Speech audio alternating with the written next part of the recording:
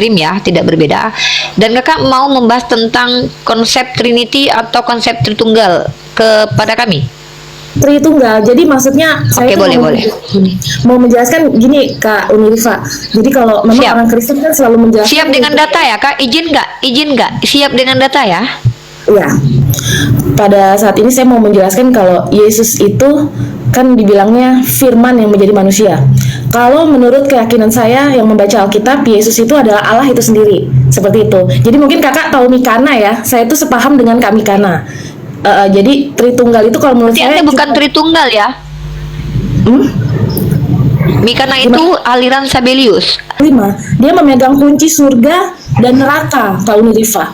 Kalau menurut saya, dalam ayat itu sudah jelas Yesus itu berkuasa. Dan Yesus itu adalah Allah itu sendiri, Kak Unirifa.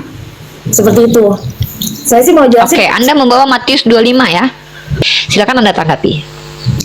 Ya, kalau memang begini ya, Kak Unirifa, ayat itu kan banyak ya. Kita nggak bisa mengambil satu kalau di Kristen ya. Karena memang di ayat yang lain Yesus juga bilang saya adalah Tuhan atas hari Sabat ya kan. Saya Tuhan ya kan. Terus aku manusia, jangan diganti ayatnya, sayang cintaku, mohon dengan sangat. Saya sangat tidak respect dengan orang yang berani-beraninya merubah kitab sucinya sendiri. Manusia adalah Tuhan di hari Sabat. Yesus di Yerusalem, dia naik ke atas, maka surga ada di sana. Betul? Bagaimana dengan orang yang ada di sini? Dia naik ke atas, maka surga ada di sana. Pisah dong dengan Yesus.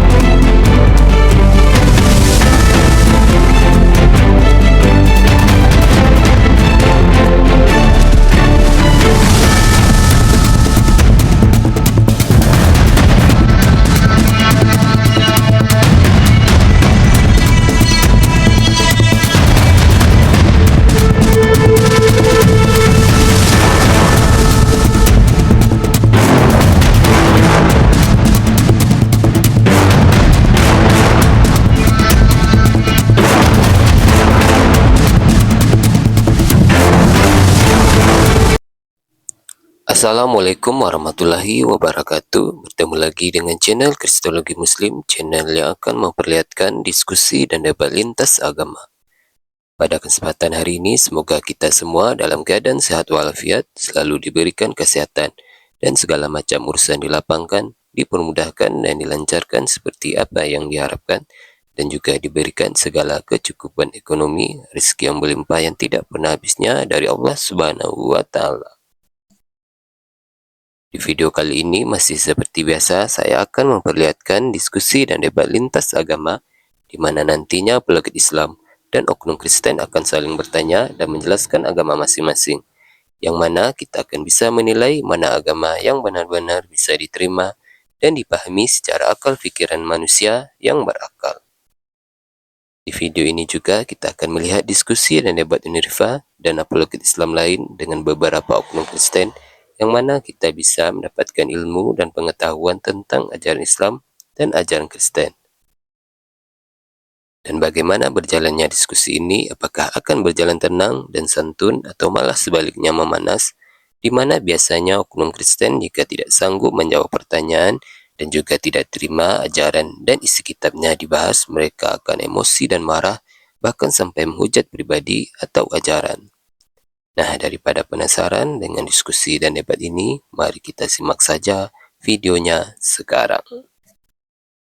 Advent. Di sini ada dua narasumber kami, yaitu Kak Nora dan Umi Rifa. Silakan. Terima kasih Kak Esti atas kerjasamanya. Silakan Kak.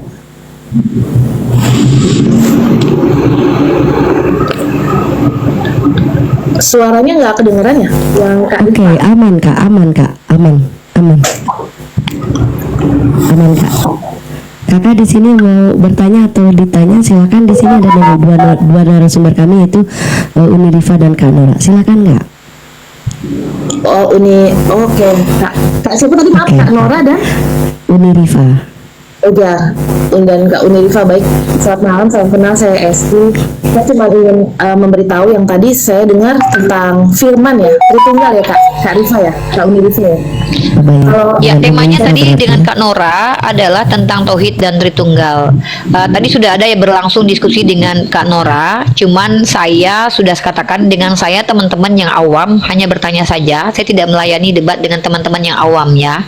Tapi kalau teman-teman adalah seorang apologetik, evangelis, pendeta, mungkin sedang dalam masa sekolah atau kuliah, maka saya akan layani untuk diskusi dua arah. Tapi kalau teman-teman hanya jemaat awam, belum belajar, mohon hanya bertanya saja ke saya. Izin ya, karena saya juga harus sebagai seorang calon pendakwah semester akhir, saya harus menunjukkan kepada seluruh umat Islam bahwa saya harus berprogres dan berproses. Saya nggak mau menghadapi debat-debat dari orang-orang yang tidak belajar. Mungkin Kak Esti kalau mau diskusi sama saya harus memperkenalkan dulu dan punya kredibilitas, maksudnya apakah evangelis, apologet atau pendeta, baru saya mau diskusi dua arah. Tapi kalau tidak, Kak Esti tanya saja ke saya tentang agama saya.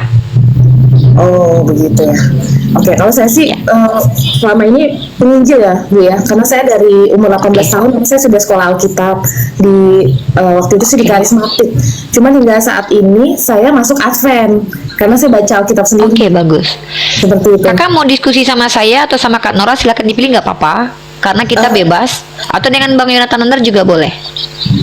Oke, boleh sih. Maksudnya saya cuma mau menjelaskan aja soal firman yang menjadi Yesus Oke. itu. Kalau Mau begitu kasih- nanti saya yang meriek.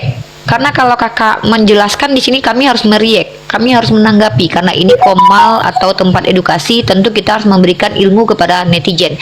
Silakan. Berarti kakak termasuk yang memahami teologi kekristenan dari Advent ya? Berarti kakak mewakili Advent lah kira-kira ya?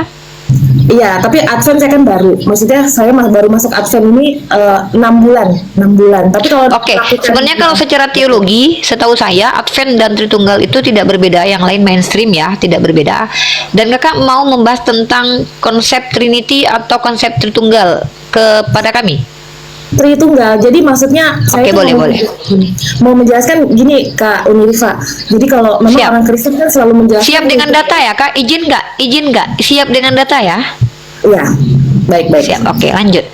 Baik, kita kasih waktu 2 menit kurang lebih. Silakan manfaatkan waktu Anda. Jangan khotbah. Mohon maaf, perbedaan khotbah dengan dialektika adalah khotbah tidak ke substansi, tapi dialek dengan kita bicara langsung substansi, straight to the point ya.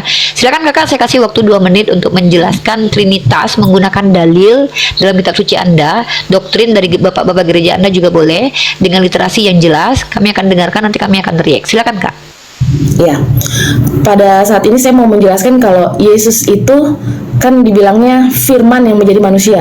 Kalau menurut keyakinan saya yang membaca Alkitab, Yesus itu adalah Allah itu sendiri. Seperti itu. Jadi mungkin kakak tahu Mikana ya, saya itu sepaham dengan Kak Mikana. Jadi Tritunggal itu kalau menurut Berarti saya Anda bukan Tritunggal ya?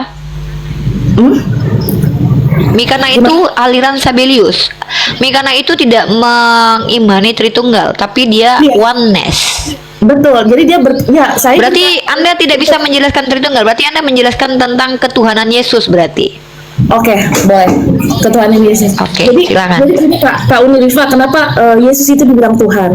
Karena di dalam Matius 25 ayat 40 sampai 45, dia memegang kunci surga dan neraka, Kak Unirifa. Kalau menurut saya, dalam ayat itu sudah jelas Yesus itu berkuasa dan Yesus itu adalah Allah itu sendiri, Kak Unirifa. Seperti itu.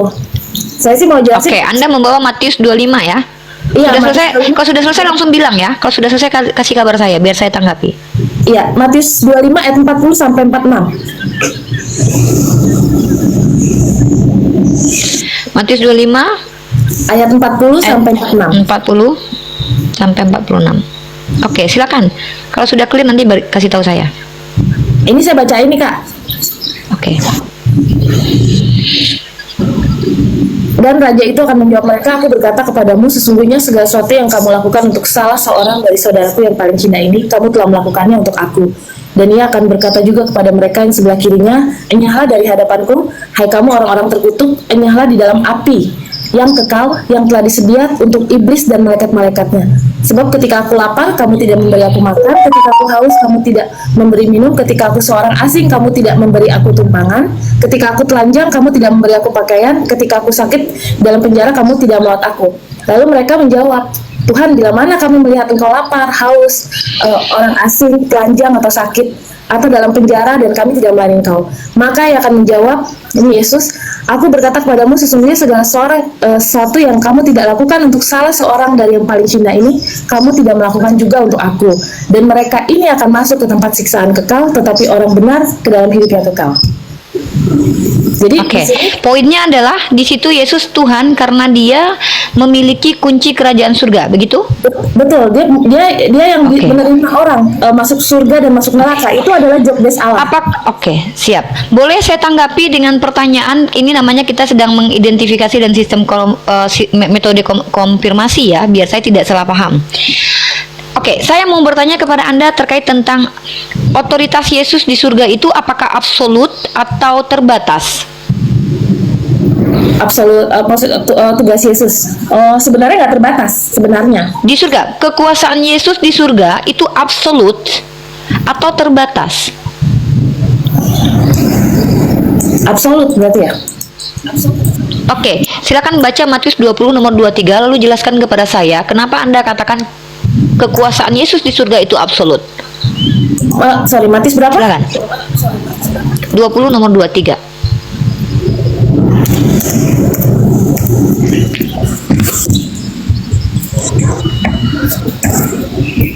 Matius 20 ayat 23 ya. Dalam Alkitab menjelaskan Ya, bahwa chapter 20 verse 23.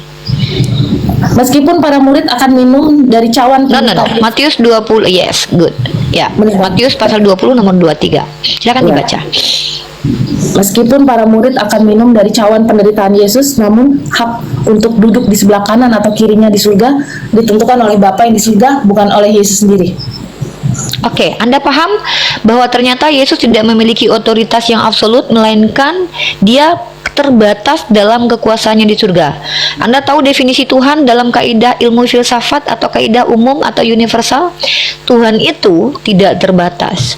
Tuhan itu kekuasaannya absolut. Bagaimana Anda mengatakan bahwa dia layak dikatakan Tuhan sementara, mohon maaf, di dunia dia tidak pernah berkuasa, di surga pun kekuasaannya terbatas. Ini artinya adalah Anda sedang menjelaskan kepada saya apa-apa yang Anda, sebenarnya statement awal Anda bantah. Statement awal adalah dia berkuasa absolut. Tapi realitasnya kalau saya arahkan kepada teori kebenaran tadi, teori kebenaran coherence, tidak coherence antara statement dengan realitas. Kalau memang Yesus itu absolut kekuasaannya di surga, maka tentu dia tidak terbatas. Tentu dia berhak memberikan posisi duduk seseorang. Silakan Anda tanggapi. Ya, kalau memang begini ya, Kak Unirifa, ayat itu kan banyak ya. Kita nggak bisa mengambil satu kalau di Kristen ya. Karena memang di ayat yang lain Yesus juga bilang saya adalah Tuhan atas hari Sabat ya kan. Saya Tuhan ya kan. Terus aku Manusia, jangan diganti ayatnya, sayang cintaku, mohon dengan sangat. Saya sangat tidak respect dengan orang yang berani-beraninya merubah kitab sucinya sendiri. Manusia adalah Tuhan di hari Sabat. Manusia, sayang. Kamu manusia, saya manusia. Hari itu bukan Tuhan kita. Hari itu diciptakan untuk kita. Kitalah Tuhan di hari tersebut. Anda baca dengan baik dan benar. Jangan diganti kitabnya. Manusia adalah Tuhan dari Sabat. Anda manusia? ambil dari mana Kak Unirifa? Ayat itu. Silakan dibaca. Silakan dibaca. Anda pakai versi yang mana? Saya Alkitab aja. Iya, versi yang mana? Karena kalian punya beberapa versi. Yang biasa Kak. Lukas 6 atau 5? Apakah Anda maksud tadi adalah Lukas pasal 6 Iya. nomor 5? Kata Yesus lagi kepada mereka, anak manusia adalah Tuhan atas hari Sabat. Itu Anda tahu kata Tuhan itu menggunakan kata apa? Kurios. Kurios, sayang. Ya, Anda tahu pemilik keledai yang diambil Yesus itu juga bergelar kurios. Jadi kurios itu artinya sama dengan roh pemilik pemelihara. Presiden Jokowi itu bisa dikatakan kurios atau lord karena dia pemilik menjadi pemerintah. Anda juga pemilik rumah Anda. Jadi kalau kita bicara anak manusia adalah Tuhan di hari Sabat, sebenarnya sangat-sangat simpel. Walaupun kita menggunakan terjemahan. Setiap manusia itu bukan menjadi budak hari Sabat. Anda tahu ketika itu Yesus sedang mengkritisi orang Yahudi yang bahkan tidak mau menolong orang lain ketika hari Sabat. Orang Yahudi tidak mau bahkan mengeluarkan keledai yang jatuh dari dalam selokan pun karena mereka menuhankan hari Sabat. Maka dalam Islam itu orang Yahudi dikatakan menuhankan rabi-rabinya. Apa maksudnya? Apakah mereka menyembah rabi? Tidak. Tapi mereka mengikuti dan memberikan dedikasi yang berlebihan kepada apa yang tidak seharusnya dituhankan. Itu kenapa orang Yahudi, orang ahli kitab dari kalangan Yahudi dikatakan menuhankan rabi-rabinya. Maka ketika Yesus sedang mengkritisi orang Yahudi yang berlebih-lebihan pada hari Sabat, tidak boleh menolong orang yang sakit pada hari Sabat, maka Yesus mengatakan anak manusia adalah Tuhan dari Sabat. Kalau Anda katakan anak manusia merujuk kepada Yesus, apakah Yesus tidak sadar bahwa ini akan menjadikan penyesatan karena diksi anak manusia itu merujuk kepada seluruh kita yang adalah lahir dari lahir manusia? Maka Anda adalah orang yang harus objektif. Kalau Anda menggunakan doktrin, mohon maaf, ini hanya akan buang-buang waktu. Ya, antropos, Anda tahu arti antropos? Pernah mendengarkan ilmu antropologi? Antropos dan logos, ilmu tentang manusia. Iya, pernah. Kecuali Yesus berkata itu aku atau saya atau Yesus. Tapi ketika Yesus berkata anak manusia, antropos, kita, you, me, kita semua anak manusia. Kak, maaf, tadi kan kakak pakai bahasa Yunani ya itu ya? Apa namanya, soal Tuhan itu dari Yunani. Sebenarnya itu teori Ibrani, Kak, sebenarnya. Oke, Anda menggunakan Peshitta. Iya, sebenarnya teori sebenarnya kalau Yunani. Anda tahu kapan Peshitta ditulis, sayang? Kenapa? Tahu Peshitta kapan ditulis? Tahu Peshitta kapan ditulis? Ya, saya belum pelajarin sih. Oke, pelajari sayang, supaya Anda tahu mana yang lebih dulu ada. Manuskrip yang ditemukan yang paling pertama itu justru berbahasa Yunani, sayang. Iya, tapi Yesus orang Ibrani, Kak. Ya, betul sekali. Inilah yang menjadi polemik, sayang. Itu kenapa kami tidak bisa menerima informasi dari kitab kalian, karena anehnya adalah Yesus yang ibunya berbahasa Aramaik, yang bahasa linguistik dari desanya itu Ibrani harusnya, justru informasi tentang dia dituliskan menggunakan bahasa Yunani yang adalah bahasa penjajah pada masa itu. Sementara semua muridnya rata-rata adalah orang Ibrani. Maka teman-teman kita Kristen harus bisa membuktikan secara epistemologis. Apa maksud epistemologis? Sumber kitab kalian itu datangnya dari mana? Siapa, mengapa, di mana, bagaimana, itu harus terjawab supaya kita lebih ilmiah. Ketika Anda secara naluriah mengatakan bahwa itu tidak menggunakan bahasa Yunani, maka Anda harus bisa membuktikan bahwa ketika Yesus berbicara itu menggunakan bahasa Ibrani dan itu tertulis dengan teks. Kenapa? Terjemahan berbahaya, sayang. Pernah mendengarkan kisah Santo Jerome ketika menerjemahkan bahasa Ibrani ke bahasa Latin, salah kaprah? Pernah mendengarkan kisah ini? Silakan cross check, jurnal ilmiahnya ada. Santo Jerome mengganti kata, kalau tidak salah, kata kren atau kron, yang artinya adalah Musa wajahnya bercahaya, dibuatlah oleh Santo Jerome karena kesalahpahaman mungkin, ya, namanya human error. Karena menerjemahkan itu bukan perkara mudah. Lalu dibuatlah ternyata Musa bukan bercahaya tapi bertanduk. Anda tahu Musa digambarkan oleh Michelangelo. Patung Musa yang dibuat oleh Michelangelo itu punya tanduk seperti Lucifer. Karena apa? Karena kesalahan terjemahan. Anda tahu dalam kitab Amos pasal ke-8, tadinya yang terjemahan demi Tuhan bersumpah demi kecongkakan Yakub berubah menjadi demi kemuliaan Yakub. Terjemahan ini benar-benar bisa menyesatkan saudaraku, saudariku, ya. Jadi ketika Anda di sini secara naluriah menolak bahwa Yesus tidak mungkin berbahasa Yunani, muridnya tidak mungkin berbahasa Yunani, apalagi dalam kitab Anda, kisah para rasul, dikatakan murid-murid Yesus bukanlah orang terpelajar. Agramatos dan idiotai karakteristik mereka. Bagaimana mungkin mereka menggunakan bahasa penjajah? Ibarat kata kalau Anda dijajah sama orang Belanda, Anda lagi bikin buku pakai bahasa Belanda nih, Anda harus fasih bahasa Belanda. Kalau Anda nggak fasih bahasa Belanda, sayang, maka ada terjadi probabilitasnya 100% terjadi perubahan dan kesalahan terjemahan. Maka kenapa kita berbeda, sayang? Kenapa kita berbeda? Karena kitab Anda berasal dari karangan manusia yang diterjemahkan, kemudian diterjemahkan. Septuaginta, Anda tahu bagaimana sejarah Septuaginta? Septuaginta adalah teks berbahasa Yunani yang diklaim, dipercaya secara legenda ditulis zaman Raja Ptolemy di Mesir, di mana Raja Ptolemy mengumpulkan orang-orang Yahudi yang katanya rabi. Tapi bisakah Anda validasi bahwa mereka rabi? Bisakah Anda validasi bahwa mereka betul-betul fasih bahasa Yunani? Tidak, karena Anda tidak tahu siapa mereka. Hanya dikatakan 72 rabi Yahudi. Makanya dikatakan LXX. Maka Septuaginta dianggap sebagai kitab yang adalah firman Tuhan, sementara kita tidak tahu penterjemahnya siapa. Bagaimana mau mengkritisi terjemahannya benar atau tidak? Anda tahu tahun 2025 seorang Dr. Jonathan Purnomo mengklaim kesalahan terjemahan dari Lembaga Alkitabiah Indonesia itu 60 ribuan kalau tidak salah. Sorry kalau saya salah jumlahnya. Itu sudah ada internet sayang, sudah ada mesin cetak, sudah ada PDF, sudah ada mesin ketik, masih bisa bersalahan. Antara yang cetak dengan yang online pun, kata Jonathan Purnomo, ada perbedaan terjemahan. Bagaimana kita rujuk ke tahun yang dulu, 3 abad sebelum Masehi, belum ada mesin cetak, orang masih menulis pakai tangan. Tidakkah mungkin terjadi kesalahan? Mustahile sayang, mustahile. Kenapa? Saya bisa buktikan antara Septuaginta dengan teks Mesora yang dituliskan abad ke-10 itu ada perbedaan, cintaku. Tepat Anda baca Yesaya pasal 63 nomor 9. Kalau dalam teks Septuaginta Tuhan sendiri yang akan turun, dalam teks Mesora Malak Elohim, malaikat Tuhan. Ini diksi yang sangat beda, merubah doktrin. Tapi apa teman-teman Kristen mau belajar tentang hal ini?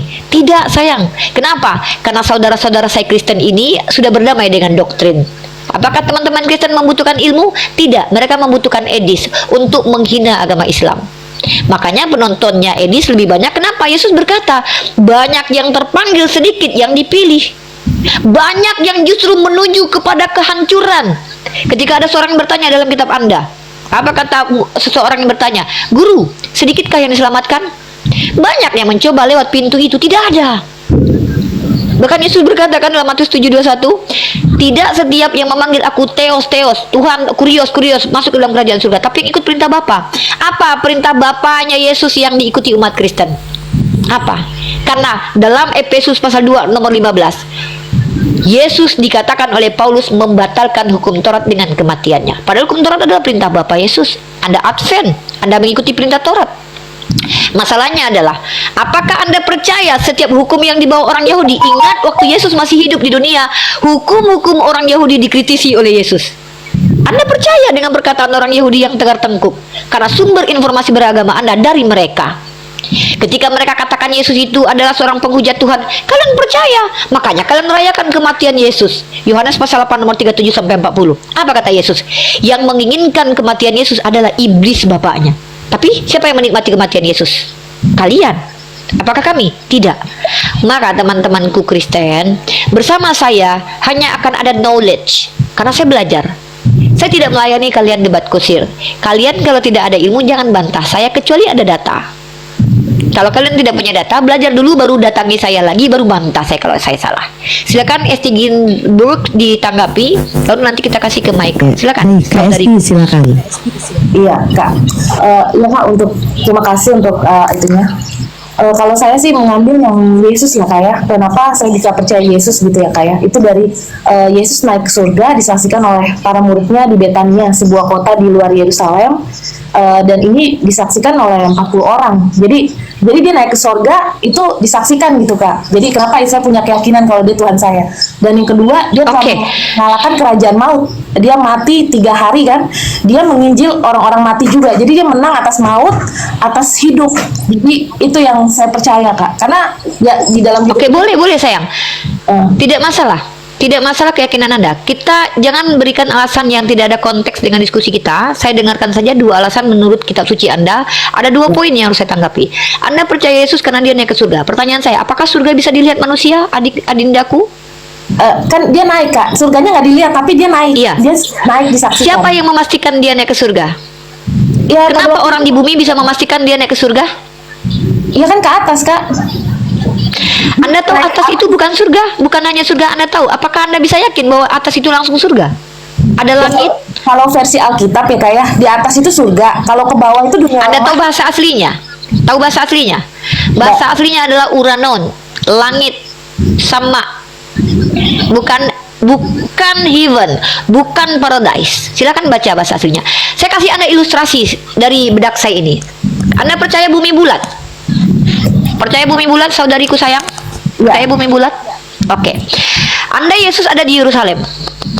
Perhatikan dulu sayang. Saya ilustrasikan dengan logik. Yesus di Yerusalem, dia naik ke atas, maka surga ada di sana. Betul? Bagaimana dengan orang yang ada di sini? Dia naik ke atas, maka surga ada di sana. Pisah dong dengan Yesus. Oh, Surga maksudnya- itu tempat yang transenden, sayang. Jadi kalau Anda memaksakan surga ada di atas, maka ketika kita semua terangkat ke atas dari bumi, kita pencar, sayang. Mungkinkah kita terbang-terbang untuk menuju satu tempat? Mohon maaf, ini bukan hal yang saya sepelekan karena kita percaya beyond logic. Tapi ketika kita bicara tentang konteks tekstual, ada identifikasi, ada konfirmasi. Pertama, dalam kitab Anda, Yesus berkata, Yesus sendiri mengatakan, tidak ada yang bisa mencapai tempat Tuhan dalam 1 Timotius pasal 6 nomor 16. Saya kan dibuka. 1 Timotius berapa, Kak? Pasal 6 nomor 16.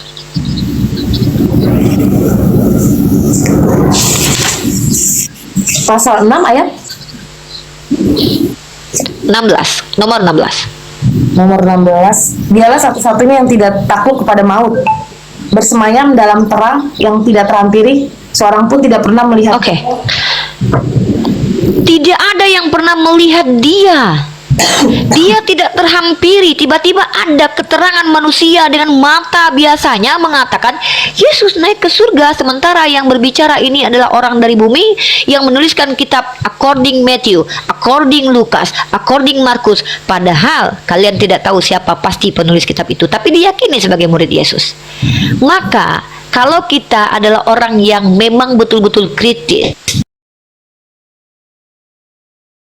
mendapatkan informasi, kita harus tahu mengidentifikasi apakah betul surga bisa dilihat. Itu sudah dijawab. Anda mengatakan Yesus itu mengalahkan maut. Kenapa Tuhan harus mengalahkan maut? Bukankah Anda sudah baca tadi Tuhan tidak akan kena maut karena dia adalah kekal? Bagaimana mungkin Anda katakan Tuhan itu kekal sementara Anda percaya dia mati? Kenapa Tuhan harus mengalahkan maut? Bukankah dia berkuasa? Masa Tuhan seperti ayam jago yang diadu dengan maut? Maut itu adalah sesuatu yang karena asbab dia ada. Kalau Tuhan tidak ada, maut tidak ada. Dalam 1 Timotius pasal 6 nomor 16, dialah satu-satunya,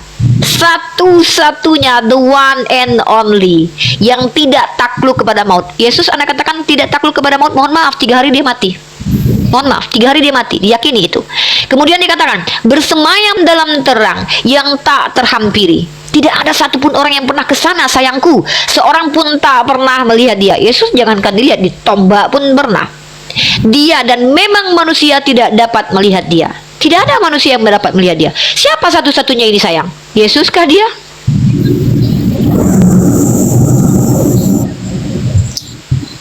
Iya, Kak, izin saya jawab, Kak.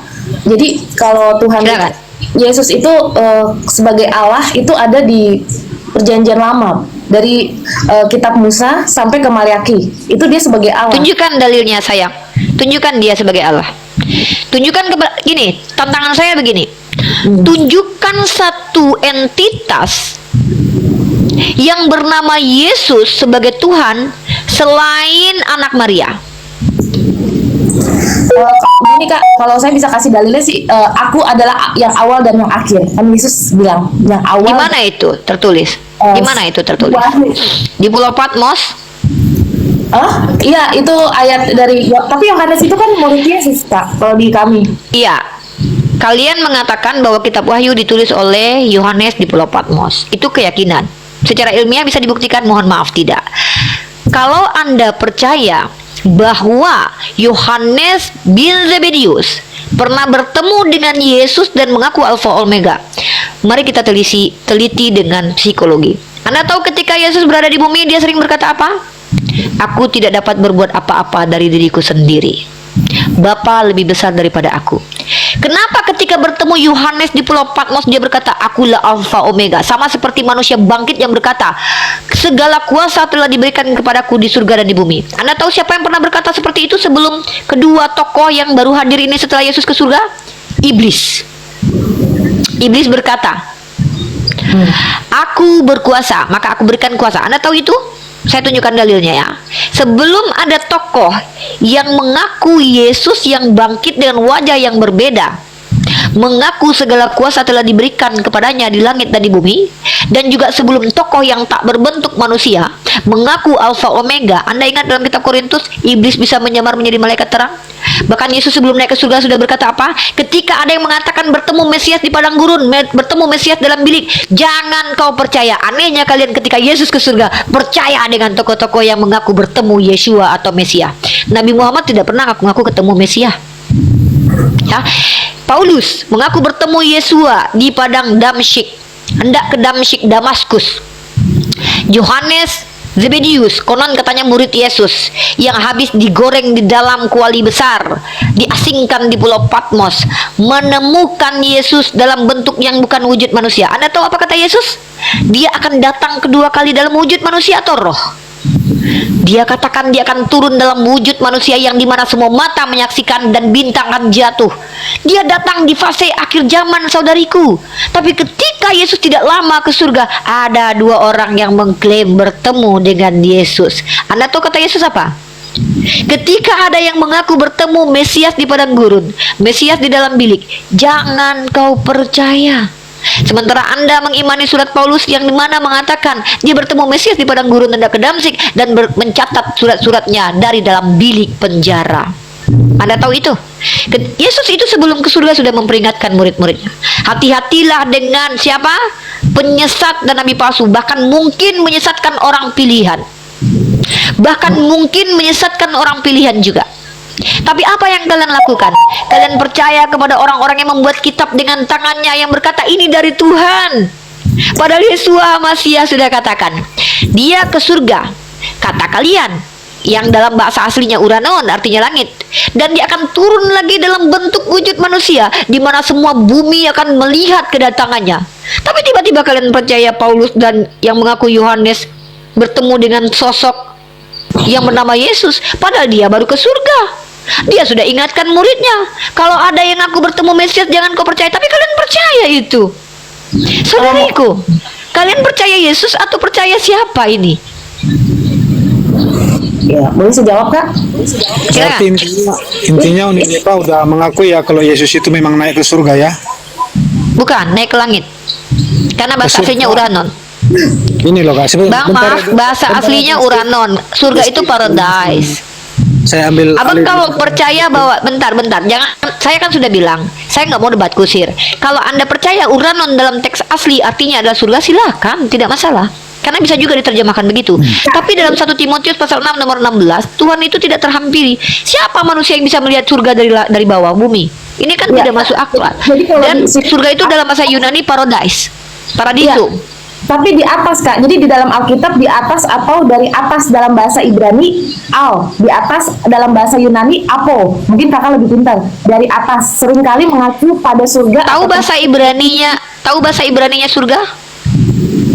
bahasa Ibrani saya belum tahu sih, Kak. Bahasa Ibrani. Jadi gini kakak, sayang, cintaku, saya kan tidak mau debat kusir.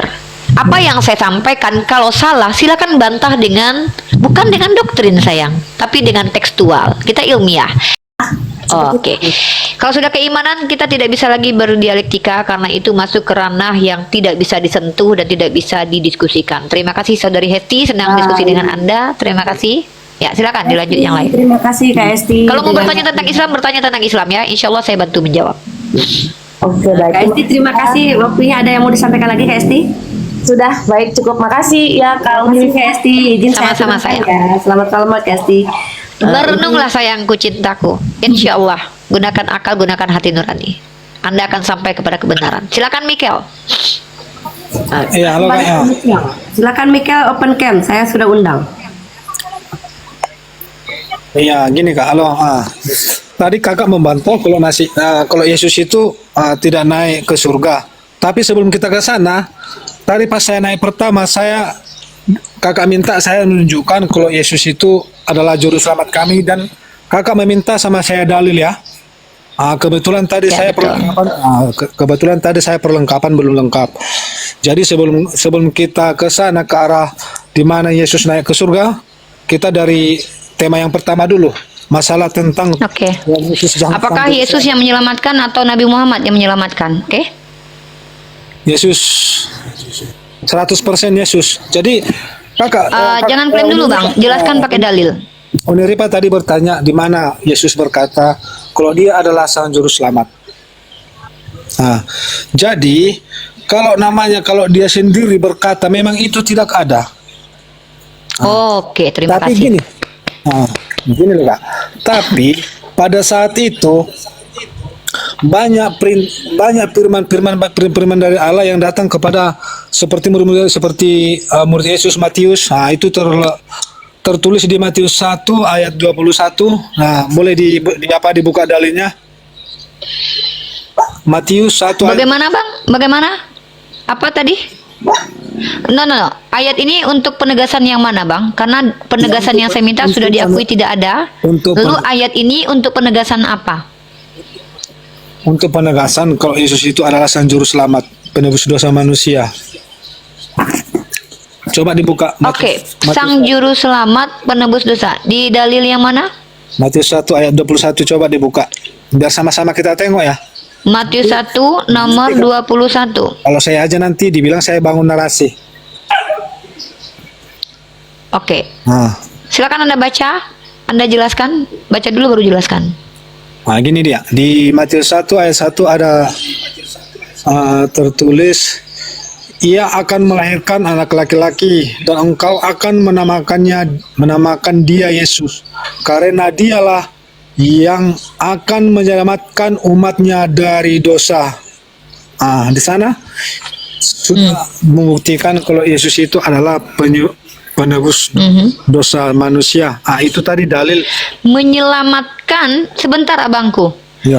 Apa metode kalian umat Kristiani mentafsir menyelamatkan manusia dari dosa itu sama dengan menjadi tumbal? Mohon maaf dengan sangat. Kenapa saya bertanya seperti itu? Gini, oke, Para boleh. nabi itu Bang, sebentar. Nggak, saya bawa ide dan gagasan dulu. Dan ini adalah gagasan dan ide agama Samawi. Semua para nabi itu Bang menyelamatkan manusia dari dosa. Musa datang membawa hukum Taurat supaya manusia itu menjalankan hukum Taurat agar diselamatkan oleh Tuhan. Makanya ada dalam kitab Imamat, kalau ada kesalahan dan dosa orang Israel, mereka menyembelih sapi atau lembu Bang, supaya dosa mereka terhapus. Maka para nabi itu konteks mereka diutus memang bukan untuk main-main. Menyelamatkan manusia di dunia, menyelamatkan manusia di akhirat. Moses menyelamatkan Bani Israel dari jajahan orang Mesir, dan kemudian mengajarkan hukum Taurat agar manusia tidak mati binasa karena tidak punya aturan yang baku dari Tuhan. Makanya Anda baca dalam ayat yang lain dikatakan, Tuhan, Daud berkata Daud. Bahkan dalam kitab Raja-Raja dikatakan, mungkin saya kasih dalilnya ya, bagaimana pentingnya hukum Taurat bagi hidup orang Israel. Saya bicara tentang orang Israel, bukan orang Kristen, ya. Bagaimana kemudian pentingnya bagi mereka itu hukum Taurat. Saya kasih Anda data. Coba buka Yeremia pasal 31 nomor 31, brother.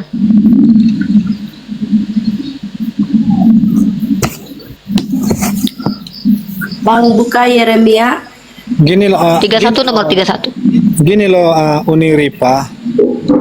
Sebetulnya sekarang yang kita bahas ini, kita nggak usah membahas lebar-lebar ke Uni Ripa. Sekarang tujuan kita, Ini ada korelasi ya Bangku. Begini, Korelasinya adalah Anda mengeksegesis ayat yang berbunyi Yesus itu menyelamatkan manusia dari dosa, artinya dia dimatikan atau ditumbalkan, brother. Sama seperti sapi dan lembu di dalam kitab Perjanjian Lama yang juga menjadi tumbal untuk penebus salah dalam kitab Imamat. Apakah sapi itu adalah penyelamat manusia, brother? Anda pernah membaca kitab Imamat di mana lembu, kulitnya, ginjalnya, isi perutnya, kotorannya dibakar dan itu adalah penebus kesalahan, penebus dosa manusia. Apakah Yesus setara sapi? Apakah sapi itu adalah penebus yang adalah juru selamat? Ini adalah pertanyaan yang make sense. Kenapa? Kalian gini, mengatakan bahwa kematian Yesus itu tipologi dari hukum Taurat. Maka eksegesi apa yang kalian pakai? Silakan. jadi gini loh, kalau Kak Uni Ripa, sekarang intinya apa tujuan Yesus Kristus datang ke bumi dan menyelamatkan manusia? Gini loh Kak Uni Ripa. Kakak Uni Ripa, jangan lupa dulu tentang kisah Nabi Nuh ya Kak. Kita kembali ke belakang dulu di Perjanjian Lama. Waktu pada zaman Nabi Nuh, tahu kakak di sana apa yang terjadi? Kenapa air bah itu datang? Ya silakan. Nah, Silakan. apa kata Allah kepada Nuh? Coba kamu carikan orang yang percaya kepadaku 3 orang supaya bumi ini tidak di bumi hanguskan. Oke? Ah, itu ada itu ya. Terus Ah, apa kaitannya dengan Apa- kaitannya dengan Yesus sebagai juru selamat? dengar dulu Kak. Makanya saya bilang ini apanya kan nanti dalilnya sampai ke sana terus nanti Kak.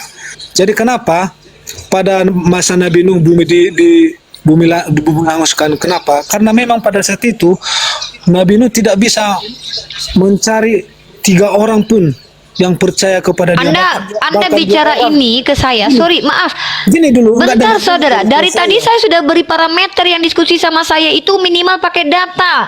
Mau pendeta kek, mau Paulus yang datang ke sini pun harus pakai data. Anda bicara ini datanya dari mana? Gini loh Kak ya, Kak Unirpa, sekarang kita nggak usah embel-embel. Sekarang mungkin dalam Nggak bisa. Jangan bilang saya embel-embel. Saya mahasiswi, brother. Saya punya hak atas intelektualitas saya yang harus saya jaga juga. Bagaimana Maksudnya- mungkin saya berdebat dengan Anda? Anda bicara dari perspektif pribadi, saya bicara menggunakan data dan rasio. Iya, Anda gini bicara dari asumsi pribadi.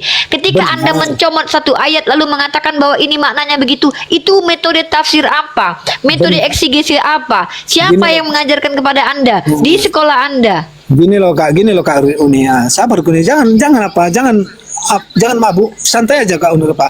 Sekarang saya Ini bukan mabuk, saya tegas. Saya nggak mau buang-buang waktu. Waktu adalah ilmu dan uang. mungkin kalau di dalam masalah Nabi Nuh mungkin itu yang mengimani bukan umat Kristen aja. Saya yakin umat Muslim itu diimani juga masalah Nabi Nuh. Apa korelasinya dengan Yesus Juru Selamat? Saya nggak ngerti. Makanya dengar dulu. Itulah kan. Kalau kakak membangun sebuah narasi, kami siap mendengarnya. Ini kami mau membuat jalan untuk kakak tidak ada yang ngasih kami waktu. Makanya saya bilang Silakan. Apa korelasinya? Langsung tekankan. Apa korelasinya? Itulah tujuan Yesus datang ke bumi ini supaya bumi tidak hancur lagi, supaya manusia tidak Ya, mati. Bang Itulah Michael, tujuan. maaf izin. Maksudnya Bang Michael sodorkan datanya. Biar kami tidak bertanya berasumsi lagi. Kalau Bang Michael menyodorkan data, ini loh datanya Yesus sebagai ini datanya. Coba sodorkan kepada Uni gitu loh, Bang. Oke ya, saya apa dulu tentang Nabi Nuh ya, saya buka Alkitabnya dulu ya. Di perjanjian lama ya. Baik, silakan, Bang. Nanti perjanjian lama ya. Bentar ya. Baik. Kalau Bang Michael menyodorkan data, Uni bisa bantah. Dan Uni pun dari tadi Uni berdata loh, Bang. Itu maksudnya.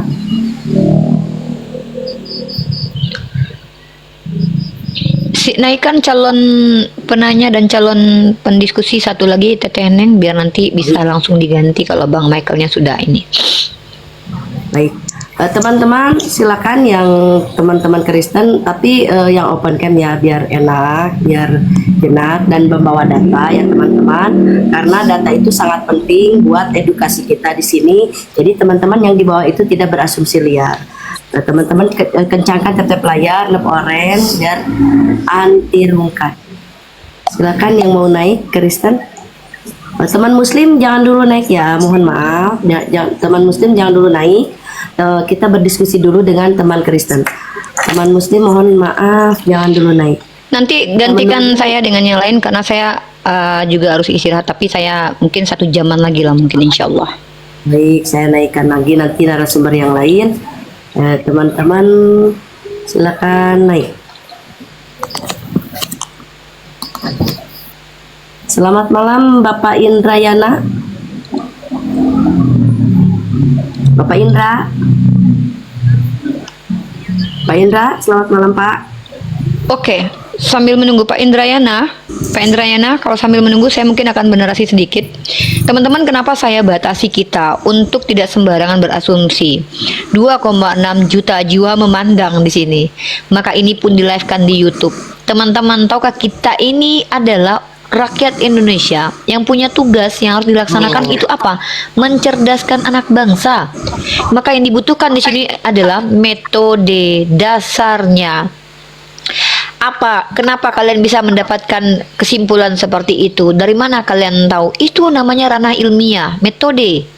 Ketika kalian menjelaskan bahwa maksud Yesus menyelamatkan manusia dari dosa, Kami tidak membantah itu justru sebagai muslim, karena seluruh nabi itu menyelamatkan manusia dari dosa karena mengajarkan bagaimana cara tidak berdosa dan bagaimana mengajarkan solusi ketika berdosa supaya tidak ada lagi dosanya.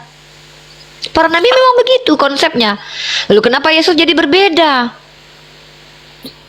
Nah, metode yang saya minta itu kalian mengeksegesinya menggunakan pendekatan apa? Linguistik, tradisi pada masa itu, atau adakah Yesus menjelaskan di ayat lain? Kalau kami ada, Unrifa, metode apa yang kau gunakan? Metode tafsir tahlili. Oh, metode tafsir menggunakan munasabah, menjelaskan ayat satu dengan ayat lainnya. Oh, metode penjelasan tentang mengutip kata ulama menurut Imam Tabari, menurut Al-Qurtubi. Artinya saya bicara itu bukan dari otak saya. Kenapa? Walaupun kita punya gelar profesor dan doktor, kita human ini, manusia ini punya potensi buat salah. Konsep kita dan konsepsi kita tuh bisa berbeda. Maka kita butuh pakemnya. Apa pakemnya? Perkataan para orang yang berilmu.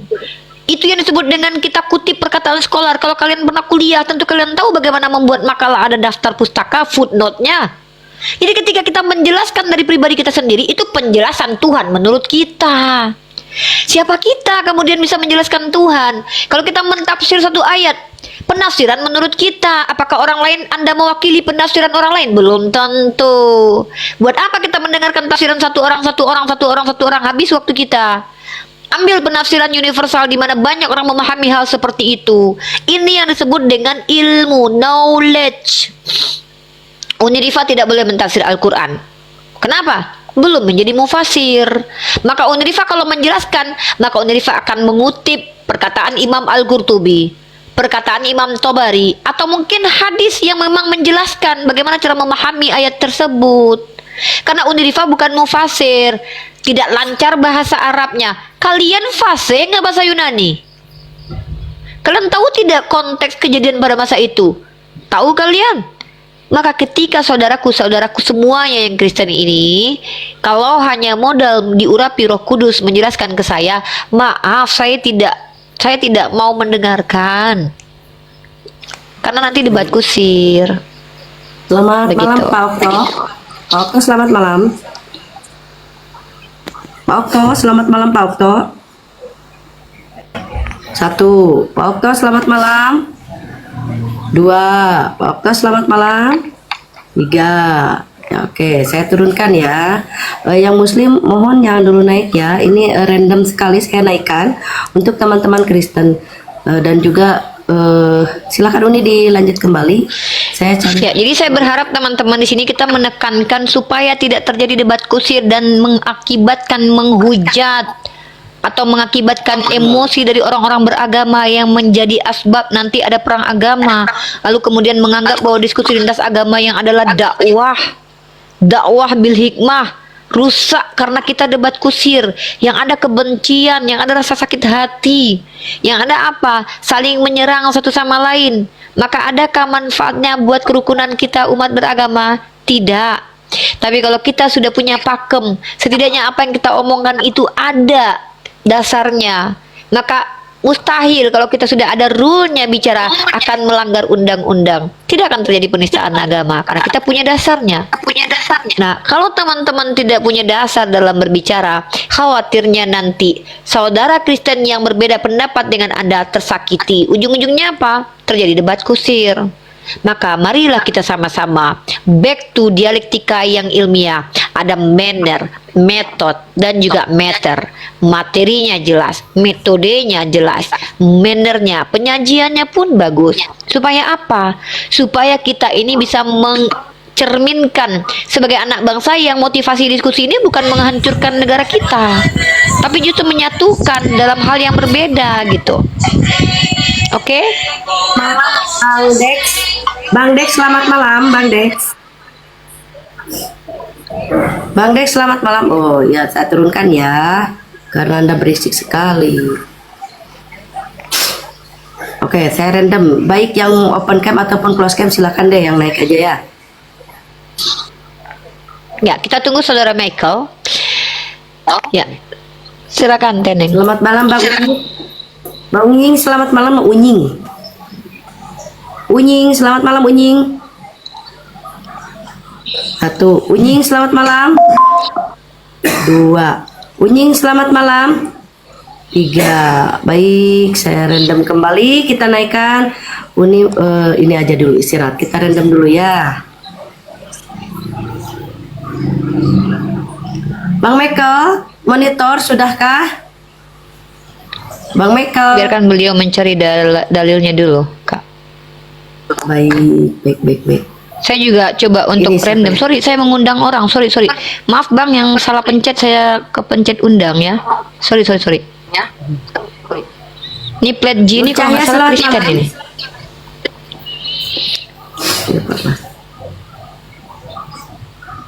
Baik, saya turunkan yang ini ya.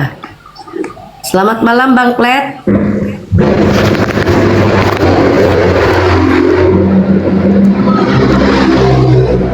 Selamat Plet malam G. Bang Plet. Lagi. Halo. Plet G. Plat G, Anda noise sekali, kita turunkan ya. Noise banget. Ketika di ini ya, di random naik. Ayo ini naikkan aja. Oh, itu Bang Michael. Ya, coba saya. Iya, mungkin kepental karena cari data. Iya. Bang Amar deh. Bang Amar naik Bang. Silahkan. Michael kabur. Bukan kepental Bang. Bukan. Bang Amar, selamat malam Bang.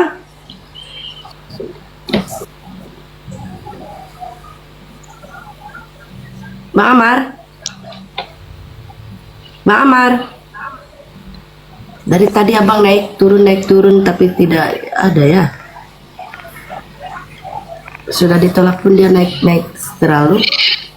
Ini Mungkin yang mencet itu tap. Sukri Bebika, Muslim non Muslim? Maaf, salah pencet. Oke. Mungkin sedang ini. Oke. Halo Odet, Bang Meka, Muslim non silakan Muslim? multi, Bang. Halo Odet, Muslim non Muslim? Odet, selamat malam Odet. Odet. Kak Diana, selamat malam Kak. Diana. Odet saya turunkan ya. Oke. Ya, Odet. Odet Muslim non Muslim? Maaf Bu, lupa maaf Bu, kepencet. Oke, Muslim, Bu. ya. Kak Diana, Muslim non Muslim? Diana pencet juga Diana. FIS, Muslim non Muslim?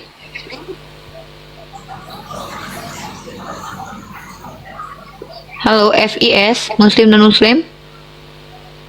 Kepencet. Wati. Buka Wati, Muslim non Muslim?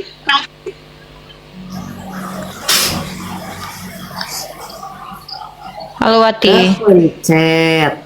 Jadi kepencet dua nih. Nih kita turunkan aja ya. Kalau kepencet turunkan aja. Teman-teman terima kasih tap-tap layarnya dan yang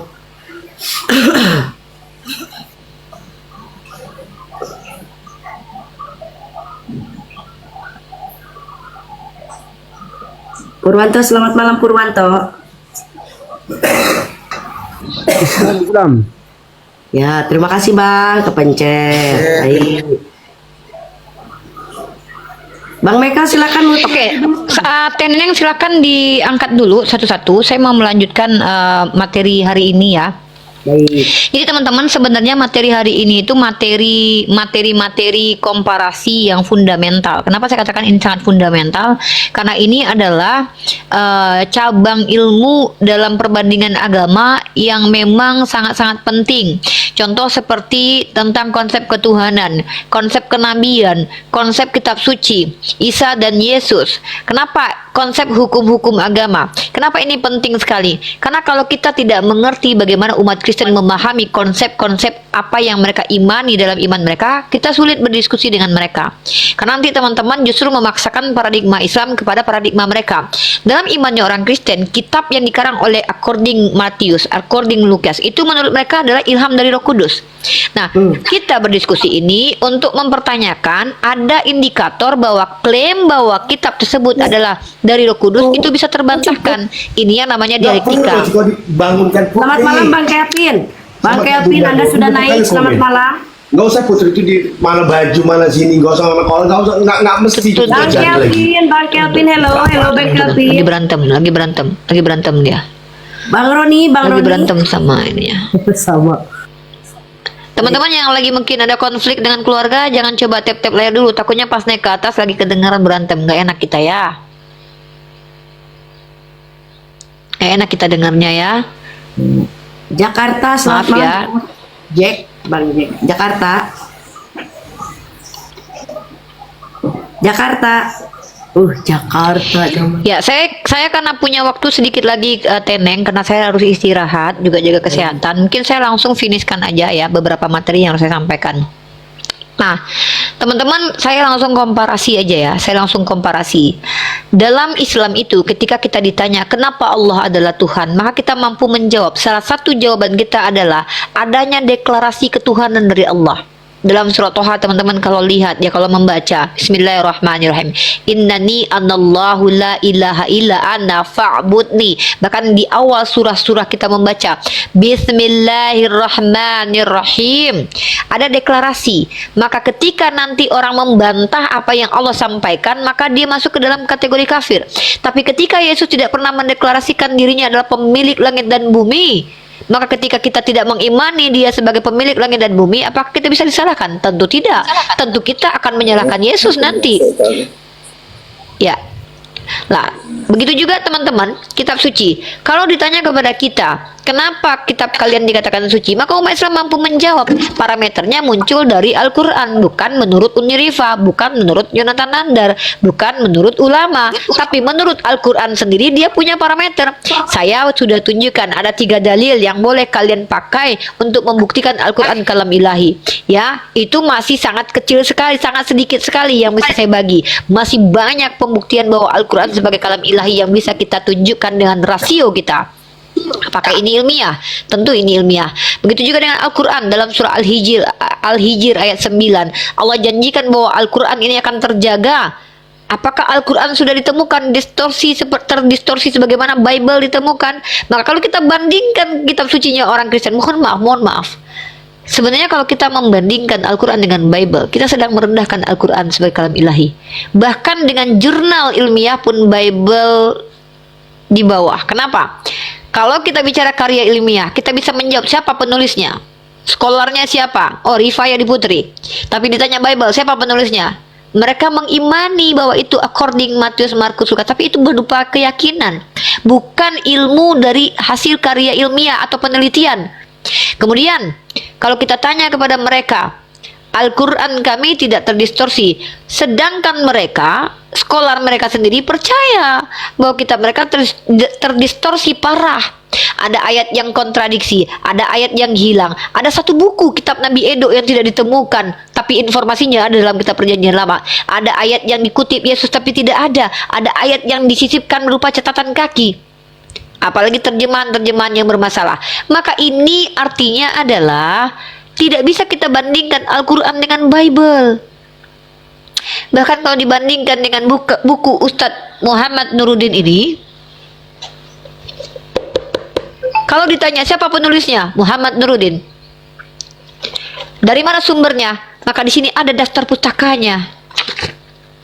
Namun kalau kita merujuk kepada Bible, bagaimana kita bisa mempercaya kitab ini datang dari orang yang benar dan jujur, bukan dari orang yang ada kepentingan politik karena dia menyerahkan buku ini untuk raja pada waktu itu, Theophilus yang mulia. Dari mana kalian tahu bahwa buku ini tidak berkaitan dengan bagaimana supaya manusia menjadi di crowd of control oleh politik menggunakan atas nama Tuhan? Apakah itu tidak pernah terjadi? Terjadi. Siapa yang melakukan itu? Salah satunya Konstantin, menggunakan agama untuk crowd of control, melakukan penjajahan ke Italia, mengatakan bahwa ada terlihat salib di atas langit, maka perangnya atas nama Tuhan. Ini mengobarkan semangat manusia yang berperang karena ini atas nama Tuhan. Apakah tidak bisa agama digunakan untuk politik? Sangat bisa, sangat sering sekali. Maka ketika kalian mengatakan kitab kalian itu adalah kitab suci, tolong jelaskan kepada kami apa alasannya, saudaraku. Karena kalau kalian tidak bisa menunjukkan alasannya secara ilmiah, apa bedanya buku kalian dengan buku karangan manusia seperti, mohon maaf, buku porno? Apa bedanya? Kalau kita bicara tentang nabi, apa perbedaan nabi di agama kalian dengan manusia bejat seperti Hitler? Apa bedanya? Musa melakukan genosida, itu perintah Tuhan. David mengambil istri orang, itu pun Tuhan yang kasih. Hosea bersundal, itu pun Tuhan yang suruh. Yesaya tak berbusana 3 tahun, itu pun perintah Tuhan.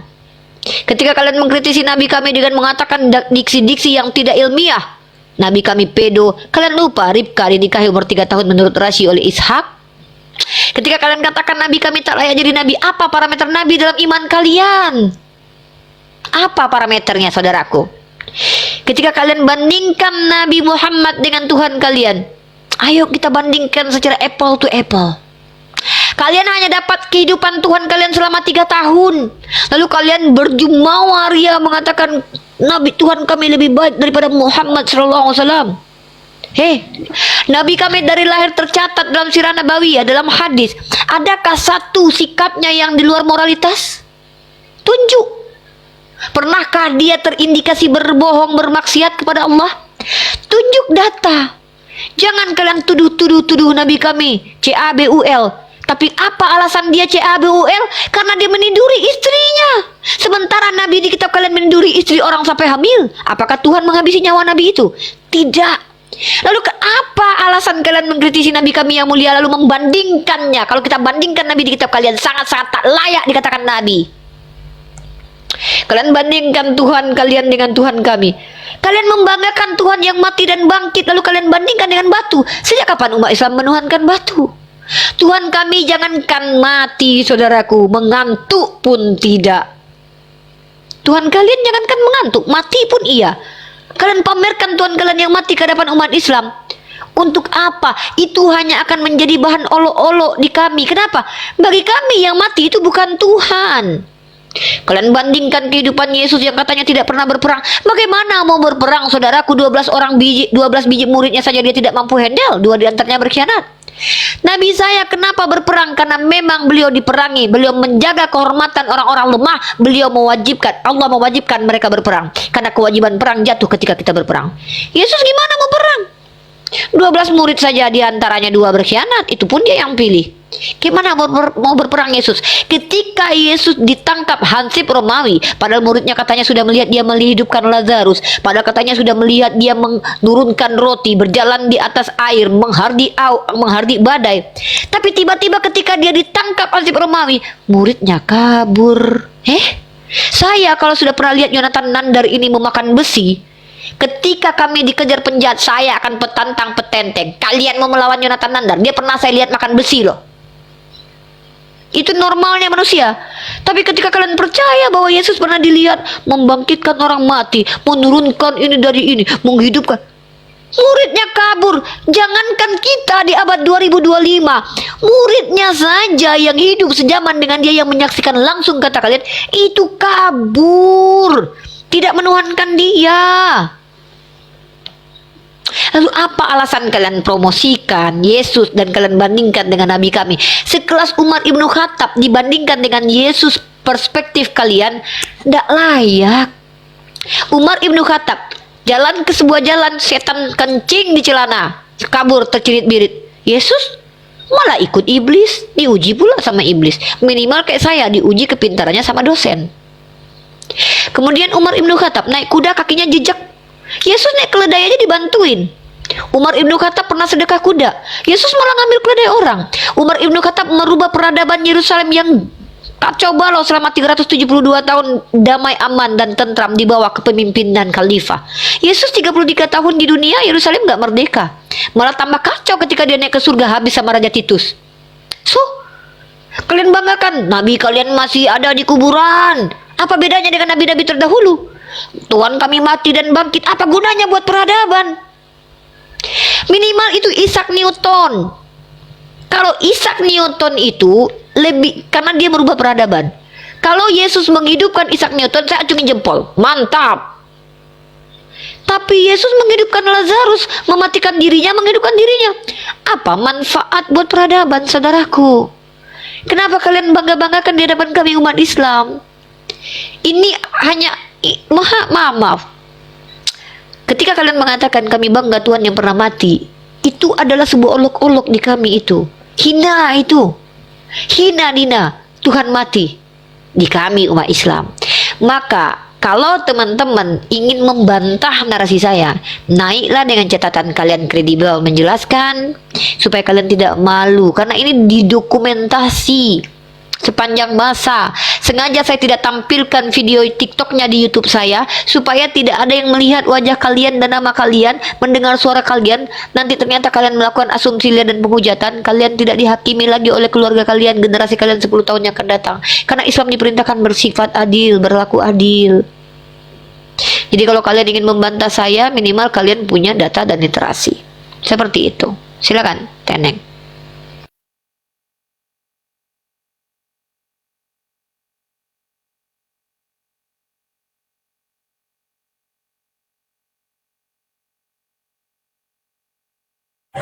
Teneng.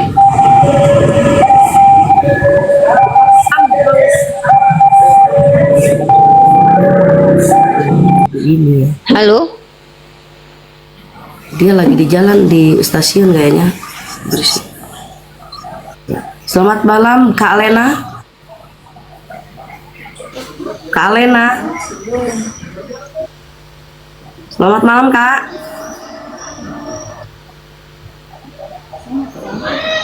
Pipin selamat malam. Pipin selamat malam Pin. Ya ini Turunkan aja. Vivin.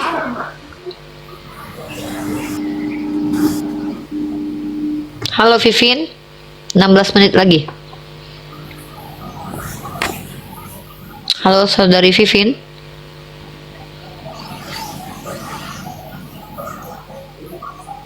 Baik. Halo. Nah, ya ada yang ini pun. Bentar ya. Nanti saya sandingkan layar saya.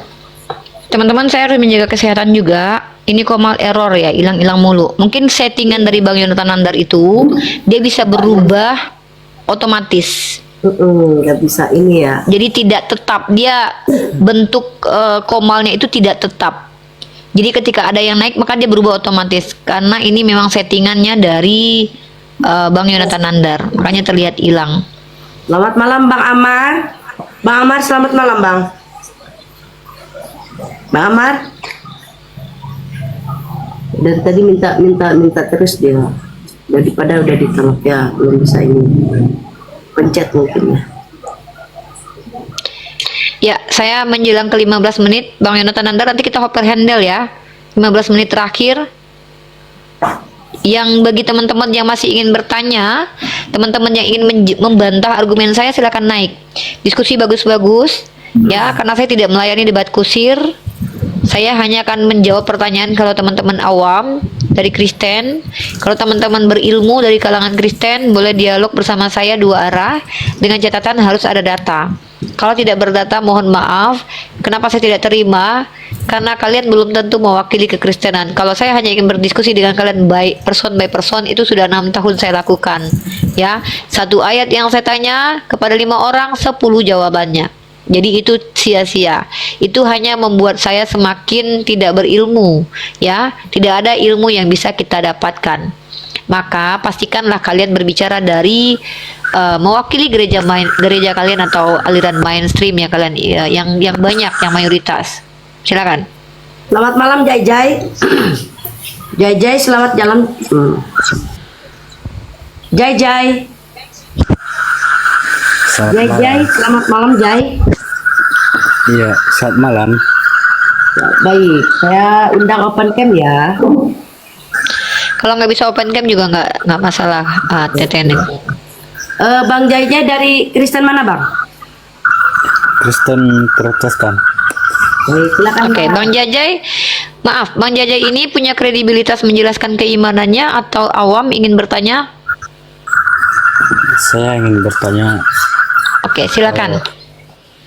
iya, di mana surga Islam?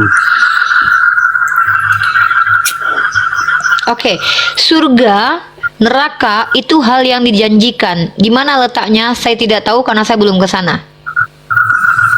Dan mohon dalil. Saya kan bertanya tentang agama Islam. Surga. Ya, saya tidak tahu di mana letak surga.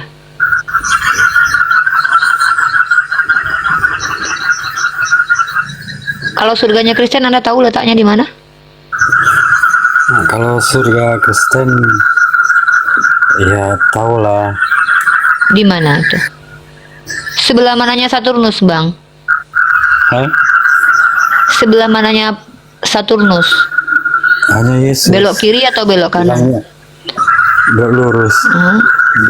Lurus dari Mars Ajaran atau jalan Jupiter? kebenaran dan hidup. Nah, saya ingin bertanya. Yang ditanya surga, Bang, bukan jalan menuju Bapak. Ya, Iya, yang saya itu ditanya kan surga. Heeh. Jadi Bapak lagi ada di surga sekarang. Bapaknya Yesus lagi di surga. Iya, bapaknya sudah ke surga. Oh, bapaknya lagi di surga. Butuh banget itu Tuhan main-main di surga ya. Ya, lagi Bang pertanyaannya Bang. Apa itu? Pertanyaannya Bang selanjutnya Bang. Mohon maaf ya Bang ya.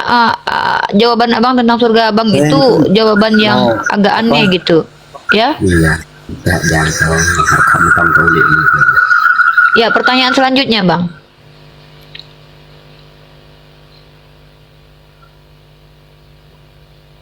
Pertanyaan selanjutnya Bang. Nggak masalah suara kodoknya Bang. Agak bisa tidur nyenyak nanti dengerin suara kodok. Nggak apa-apa. Asal jangan Abang makan aja kodoknya Bang. Nanti nggak ada lagi suaranya. Ya Bang J. Mau nanya apa Bang? Bang J. Iya, halo, iya. Ya.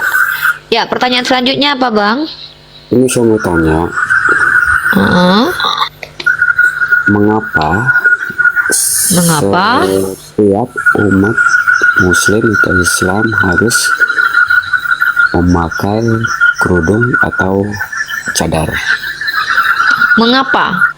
Mengapa ya? Pertanyaannya mengapa? Karena diperintahkan Allah menutupi aurat. Menutup aurat ya. Iya. Gimana? Ini Dalam surah Al-Ahzab ayat ke-59 Bang. ini auratnya, maksudnya dia menutup aurat, maksudnya aurat itu yang gimana maksudnya? Yang bukan aurat itu wajah dan telapak tangan Bang. Muka atau leher atau gimana biar ditutupi gitu? Yang bukan aurat tuh wajah dan telapak tangan. Oh, itu selain telapak tangan. Abang mau pakai hijab? Nanya-nanya.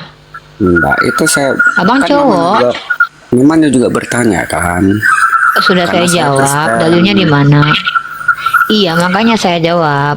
Kalau di Kristen ke gereja boleh nggak Bang? Nggak pakai baju sama nggak pakai celana? Boleh nggak? Lah kalau begitu kan, itu sama saja kan, itu kan maksudnya saya itu kan ada kerudung terus ada baju juga. Yang ngajarin siapa ke gereja begitu? Nah itu saya tanya kan mengapa? Kalau di Islam ini perintahnya ada, wahai Nabi katakanlah kepada istri-istrimu, anak-anak perempuanmu dan istri-istri orang mukmin hendaklah mereka menutupkan jilbabnya ke seluruh tubuh mereka, yang demikian itu agar mereka lebih mudah untuk dikenali sehingga mereka tidak diganggu dan Allah Maha Pengampun Maha Penyayang. Ada perintahnya Bang kami. Oh begitu ya. Iya begitu. Kalau di perempuan Kristen gitu, kalau misalkannya ke gereja pakai bikini dosa nggak Bang? Pakai apa itu? Jilbab? Kalau pakai bikini, pakai BH kutang doang, itu berdosa nggak? Itu pertanyaan itu bukan begitu. Loh, saya cuma bertanya kalau hukum di Kristen perempuan pakai cangcut doang ke gereja, soalnya ada kejadiannya Bang, fashion show pakai cangcut di gereja, itu mereka berdosa nggak sih Bang? Saya belum tahu kalau yang begitu.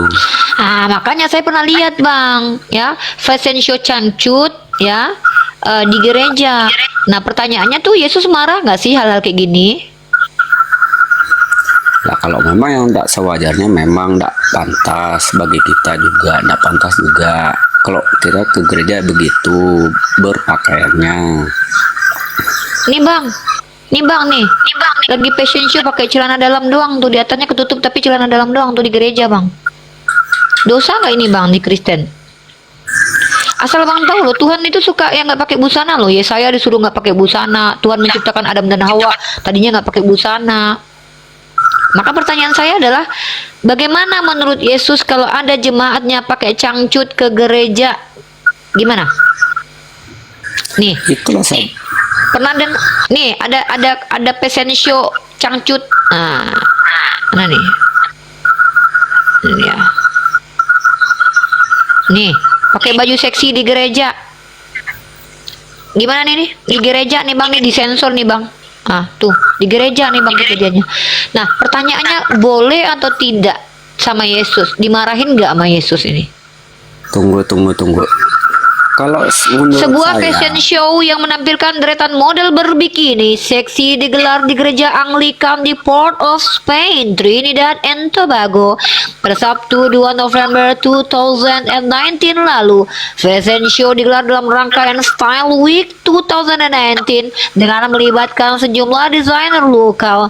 Dilansir dari Trinidad and Tobago Guardian, foto dan video penampilan para model seksi itu yang sedang berlenggak-lenggok di atas catwalk itu lantas menjadi viral di media sosial dan memicu amarah publik. Menanggapi kontroversi tersebut, pihak gereja pun menyampaikan permohonan maaf. Masalahnya, dosa atau enggak kalau pakai cangcut di gereja? makanya saya bilang dimanapun memang tidak wajar, itu memang dosa. Di mana Yesus bilang berdosa? Jangan nambah-nambahi hukum bang. Yesus cuma ngajarin hukum kasih. Wah, jadi Tuhan ya bang. Lah iya, memang saya memang begitu, memang kan tidak wajar kan kalau kamu bilang orang Memang nggak wajar, makanya di Islam itu perempuan itu punya aurat. Bagaimana aurat? Yang mana aurat dijelaskan selain telapak tangan dan wajah saja. Nah, pertanyaannya adalah, di Kristen yang ngajarin aurat batas ini batas itu tuh siapa? Kenapa? Karena ada perempuan-perempuan pakai cangcut fashion show di gereja, pertinyi itu boleh atau tidak? Anda bilang tidak boleh, yang larang siapa? Yesus. Mana ajaran dari Yesus? Abang tuh kenapa saya seperti itu bertanya sama abang, coba? Saya kasihan sama Anda, tidak memahami esensi ajaran sendiri tapi ingin mengetahui ajaran orang lain. Tapi kalau Anda ragu dengan keimanan Anda menyeberang ke agama saya izinkan Anda bertanya 1001 pertanyaan tentang agama saya. Tapi Anda naik ke sini tidak ada niat untuk belajar, tapi Anda hanya berpolemik. Saya balik bertanya tentang iman Anda tidak ngerti. Saya kasihan saudaraku. Kenapa? Lebih baik Anda belajar Bible. Ayo saya ajarin. Ayat mana? Ayatnya orang Oneness ada, ayatnya orang Trinitas ada, ayatnya Marcionisme ada. Mau ikut teologi mana Anda? Saya bantuin nih. Ayat Oneness ada, Yohanes pasal 1 ayat 1. Pada mulanya firman adalah Allah, maka Yesus adalah Bapa. Ayat Trinitas mana? Ada. Walaupun sisipan ada, walaupun itu suara Bapa terdengar dari langit, maka anak sedang dibaptis, dikatakan kepada dialah aku berkenan. Ada Roh Kudus berbentuk burung merpati, ada 3 pribadi Tuhan. Ada kan ayat Trinitas? Oh, Marsion juga ada ayatnya. Abang mending belajar memilih denom mana yang abang harus imani. Jadilah Kristen yang baik. Tapi kalau abang ragu dengan agama Kristen, sampaikan ke saya. Mari kita masuk ke dalam pendalaman Islam. Gimana? Masih percaya Kristen sebagai agamanya? Kalau saya tetap pendirian saya.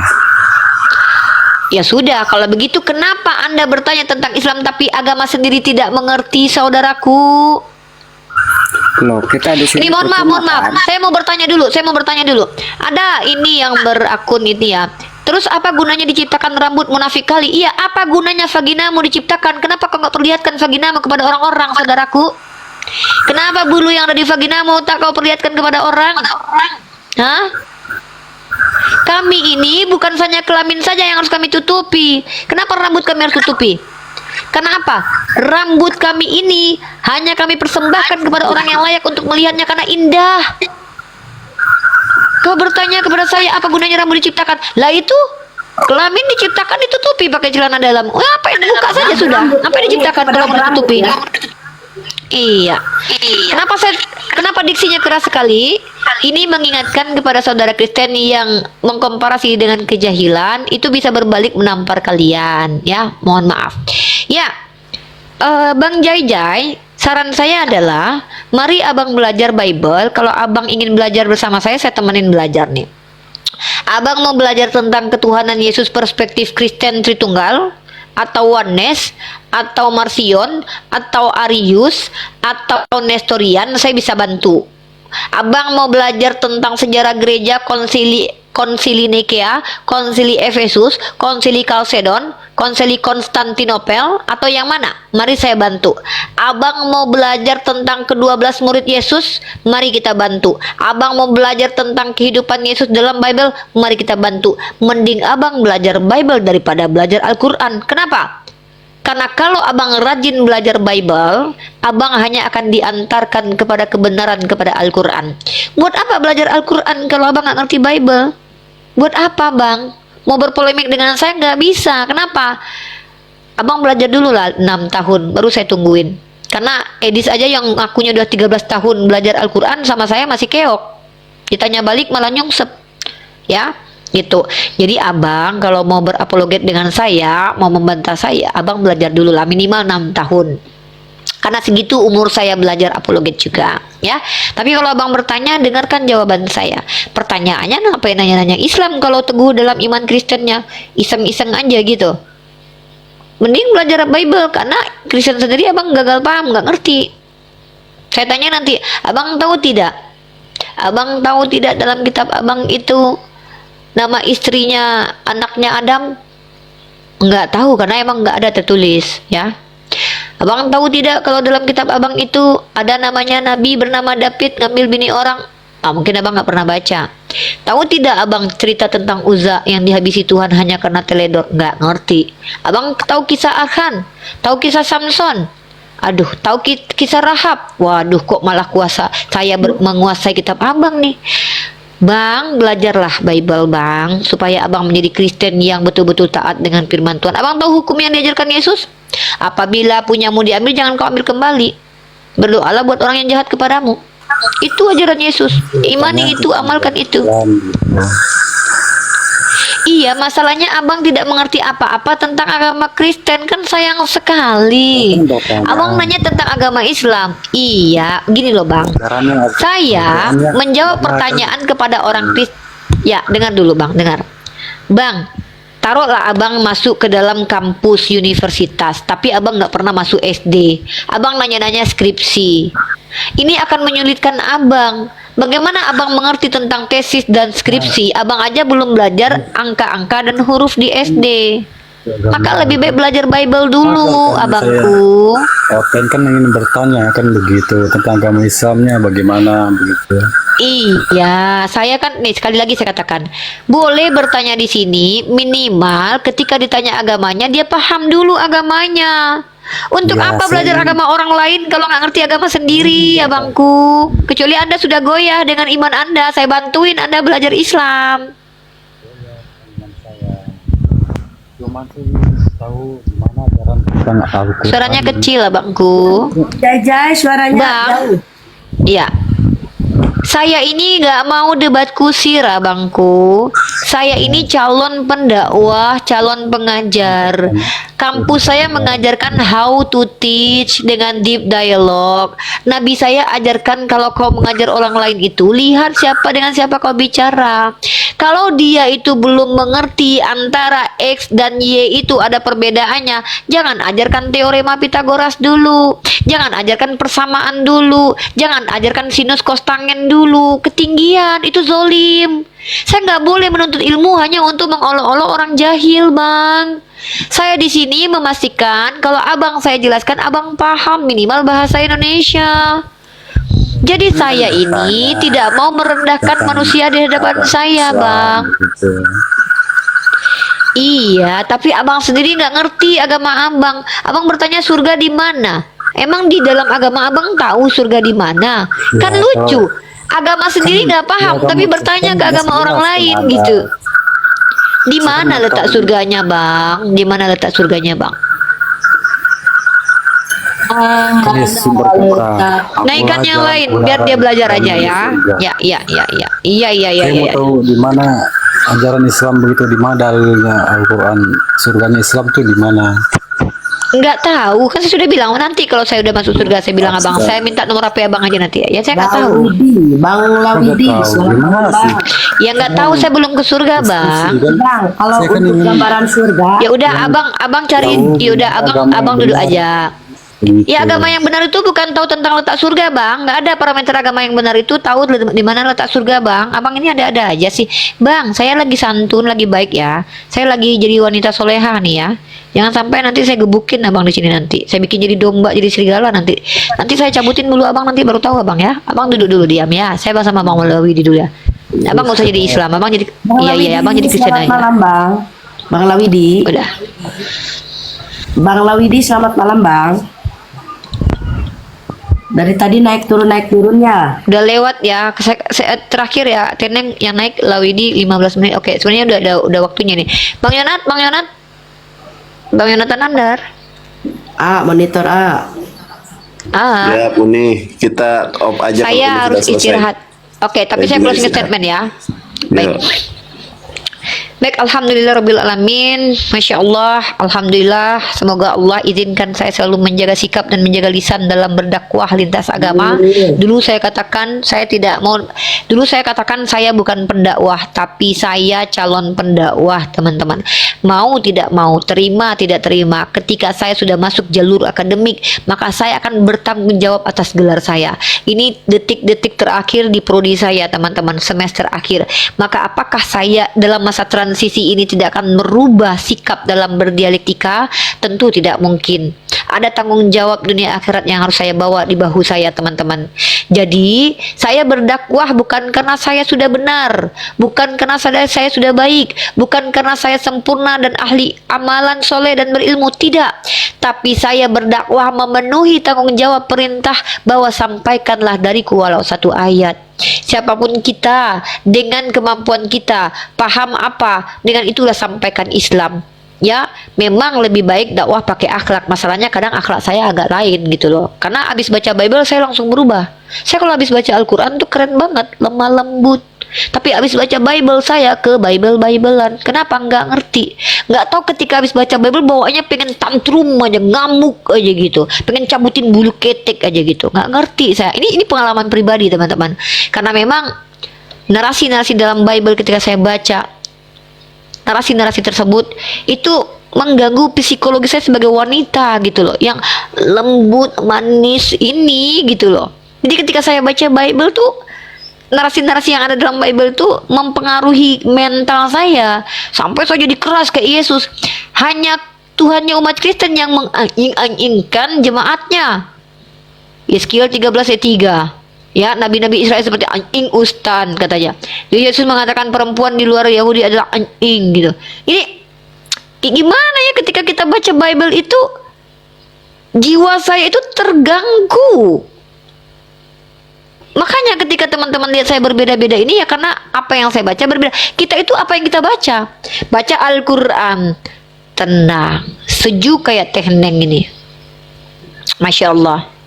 Habis itu baca Bible, langsung berubah saya, keluar tanduknya. Kenapa? Narasi di dalam Bible menyakiti hati saya. Nabi Daud dituduh berzina, Nabi Ibrahim dituduh punya gundik, Nabi Lut dituduh inces, Nabi Adam dikatain terkutuk. Astagfirullah. Nabi Isa dikatai terkutuk. La ilaha illallah. Bagaimana teman-teman? Nggak terganggu mental? Ya, jadi hari sudah jam 1, saya khawatir nanti saya tidak tidur dengan sempurna. Bagaimanapun juga ada hak badan saya yang harus saya berikan. Bagaimana saya mau bersikap adil kepada orang lain, ke diri saya tidak adil. Saya mau istirahat, mau tidur juga. dan besok ada aktivitas yang harus saya lakukan. Bang Yonatan Nandar silakan dilanjutkan diskusinya, atau mungkin di close juga tidak apa-apa. Di sini sudah jam 1 lewat 6 menit waktu Ternate. Mohon maaf buat yang di YouTube dan juga di TikTok kalau ada kesalahan dalam penyampaian. Saya manusia biasa, yang pasti ada kesalahan. Yang benar datang dari Allah, yang salah tentu Unirifa. Maka kepada Allah saya meminta ampun, kepada Anda saya minta maaf. Saudaraku Kristen, sakit hati, tersakiti, marah itu tanda Anda manusia. Alhamdulillah Anda marah, artinya naluri Anda masih berfungsi. Kalau Anda tidak marah ketika kami membukakan apa yang ternyata Anda tidak bisa bantah, bertanyalah ada apa dengan Anda, ya. Belajarlah saudaraku. Kami umat Islam siap membuka tangan untuk diskusi yang akademik, diskusi yang sehat, diskusi yang membangun nilai toleransi di antara kita. Tapi jangan coba-coba menghujat agama saya. Kenapa? Karena saya tak diajarkan apabila ditampar pipi kirimu, kasih yang kanan. Tapi saya diajarkan kalian boleh berperang kalau diperangi. Jadi artinya perang argumentasi tentu dengan argumen. Saya tidak perlu menghujat untuk menyerang kalian, tidak. Cukup saya bacakan literasi di kitab kalian dan konfirmasi kemudian. Ya, itu saja mungkin saya juga di Ternate. Yang dari Ternate, teman-teman mohon doanya ya, semoga lancar kuliah saya, mendapatkan nilai yang baik, kemudian lanjut kemudian. Begitu juga dengan Bang Yonatan Nandar dan Teneng, begitu juga dengan teman-teman yang di bawah semuanya ya. Semoga diberikan Allah hidayah teman-teman Kristen yang di bawah. Yang muslim dikuatkan iman dan takwanya. Kita baca doa kafaratul majlis. Subhanakallahumma wa bihamdika asyhadu an la ilaha illa anta astaghfiruka wa atubu ilaik. Teman-teman sampai di sini dulu ya. Makasih, Uni makasih, teman-teman semuanya makasih. Alhamdulillah tidak rungkat ya teman-teman ya, alhamdulillah. Makasih tep-tep. Alhamdulillah. Assalamualaikum warahmatullahi wabarakatuh. Waalaikumsalam warahmatullahi wabarakatuh. Berakhir sudah diskusi dan debat apologet Islam yang telah memberikan kita ilmu dan pengetahuan tentang ajaran Islam dan ajaran Kristen. Semoga ilmu yang kita dapat dari diskusi dan debat ini dapat digunakan nantinya jika bertemu dan berdiskusi dengan oknum Kristen. Saya akhiri video ini. Terima kasih kepada saudara-saudari Muslim semua yang telah mengikuti diskusi ini sampai habis. Sampai ketemu lagi dan nantikan video-video diskusi dan debat apologet Islam selanjutnya. Assalamualaikum warahmatullahi wabarakatuh.